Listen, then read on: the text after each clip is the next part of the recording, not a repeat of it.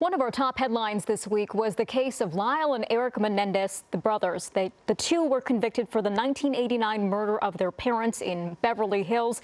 But now the LA District Attorney is reviewing new evidence in the case. The Menendez brothers captured the world's attention for decades, and the fascination with this case started back in the 80s. On August 20th, 1989, Jose and Kitty Menendez were found shot and killed in their Beverly Hills mansion. Less than a year later, Lyle Menendez was arrested and Erik surrendered to Los Angeles police.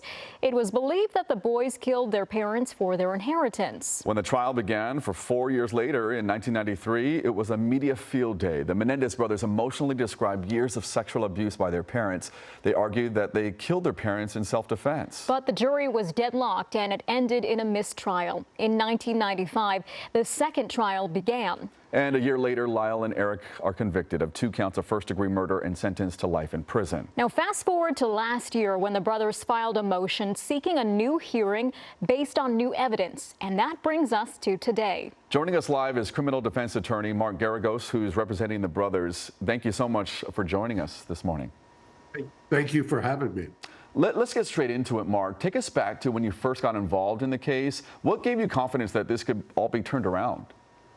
Well, about 2 years ago, I was talking with Cliff Gardner. Cliff is the appellate lawyer who was representing them back in 2005. And he had pointed out to me not only the letter that was found, there was a letter that Erik had written to his cousin Andy, and Andy tragically passed away about 20 years ago. The letter is dated about 8 months prior to the killings. So it shows, and he goes into horrible detail about the abuse that he's suffering at the hands of his father. So you combine that along with there was a documentary that came out that also there was another victim now, one of the members of the boy band Menudo. And I thought, and as Cliff thought, boy, those, if anything ever called for a reexamination of this conviction, that would be it. There is a lot of curiosity when it comes to this new evidence coming to light, and obviously the DA playing a major role in all of this. Can you talk about the evidence and also what the DA's team is doing at this point in time?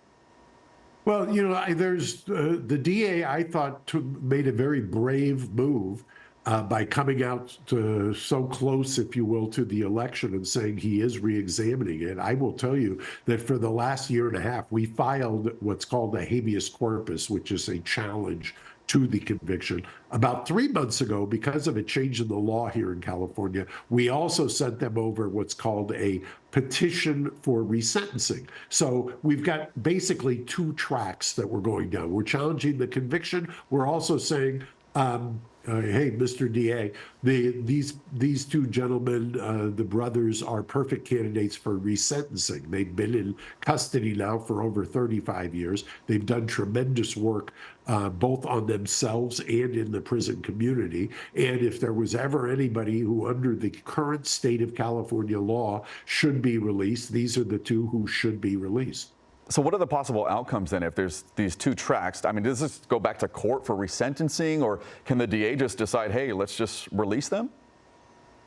Everything has to be ultimately blessed by the judge, and it depends on which track we go down. But the DA could decide, and I think what the DA should decide is, look, they've been in custody 35 years. I've often said, if Erik's name was Erica, Lyle would have been a hero, and if they were the Menendez sisters, they would not be in custody. Society has evolved over the last 35 years. We now recognize what we could not accept back then. And if there is any justice, what I would argue that the DA should do is ask the judge to recall the sentence, basically say, I'm going to recall the murder sentence. I'm going to recall the life without parole. I'm going to sentence you now to a manslaughter. And they've done the maximum amount of time on manslaughter. Let's also talk about the reaction here. What are the brothers saying about this new hearing? How are they reacting? And how are family members taking all of this? You know, it's interesting you mentioned that, because one of the reasons that we filed or gave them the draft petition for resentencing is 24 of the family members, both sides, Kitty's, Jose's, the siblings, nephews, nieces, cousins, All of them, save maybe one or two, 24, all signed a letter saying, hey, we want them out as well. That is basically unheard of. In my 40 years of practice, I've never had kind of a phalanx of victims who have all signed on to say, enough is enough, we want them out. Wow. Well, a couple of days ago, you said there's a chance that they could be free before Thanksgiving. I mean, is that really possible? It is actually. The DA said that he planned on, I saw one of the interviews he did, said that Mr. Gascon said that he was, the buck would stop with him. He will make the decision. There is dissent in that office. There's still a couple of people around in that office who, want to try to uphold the conviction for reasons of their own. But I think that the right thing to do, that the fair thing and the just thing to do is get them home, and I'll have them over for Thanksgiving dinner. Yeah, I guess only time will tell how this all plays out. Very fascinating to see all of this. There's obviously a lot of buzz about the Netflix series going on. There is also a new documentary coming out this week. Do these projects help your case, or do they hurt it? Well, I will tell you, I'm glad you asked that. There is almost a boomerang effect with the Monsters Ryan Murphy series. That came out, and Erik was very vocal specifically about the characterization or caricature of Lyle. And there has been a sea change in the age group, if you will, that is driving a reexamination of this. I can't tell you the number of kids or grandkids of people that I know that have been texting me saying, free the Menendezes. And what happened was the backlash against that Monsters series, I think, inundated the DA's office and others. And I don't think anybody truly understood just how evolved we have become as a culture to understand now that male-on-male abuse can happen, that a father can abuse his sons. I mean, it was ridiculed back in the 90s. And the judge specifically, 8 days after OJ was acquitted and evidence started in this case, all of a sudden started changing the rulings, and actually ruled, and not wrong necessarily back then in the 90s, that the idea of a battered woman syndrome or intimate partner violence did not apply to children. I mean, isn't that amazing now as you sit here in 2024 that a spouse had more protection back then than children did? Oh, Mark, we have so much to get into. We could go all day long about this. It's so complex. But one last thing, you mentioned, the efforts, of people that are just like saying, hey, times have changed. Kim Kardashian is actually a huge name when it comes to that effort. I mean, what do you have to say about her and her words to the public?